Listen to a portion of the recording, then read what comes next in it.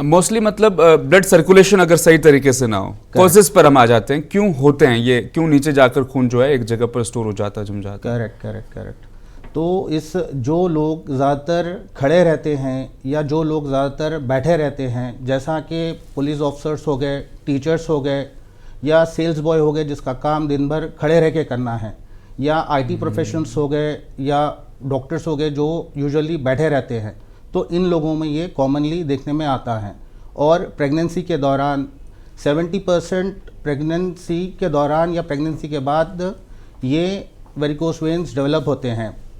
और तीसरा कारण है इसका मोटापा, यानी कि वज़न ज़्यादा होना। अच्छा, आमतौर पर लोग दरअसल बात ये करते हैं कि वेरिकोस वेन्स सिर्फ दिखने की एक बीमारी है और इसके कुछ ज़्यादा नुकसान नहीं होते हैं, सिर्फ पैर सूज जाता है, वो आंखों से दिखाई देता है, ना दर्द होगा ना तकलीफ होगी, कोई ज़्यादा बड़ा इशू ये है नहीं, लोग इस तरह से बात करते हैं। ये सिर्फ दिखावटी इशू नहीं, ये एक गंभीर मेडिकल बीमारी है।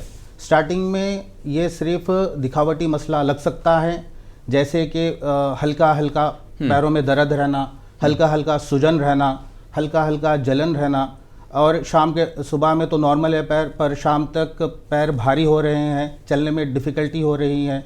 तो ये सब स्टार्टिंग में लगता है कि ये नॉर्मल है, पर जैसा जैसा स्टेजेस इसके बढ़ते रहते हैं वैसे इसमें डीप अल्सरेशंस हो सकते हैं, ज़ख़म जो इलाज के बाद भी ठीक नहीं हो रहा, और जो है ब्लड जो नसों में आ गया है वो जम जाता है और थ्रोम्बोसिस हो जाता है।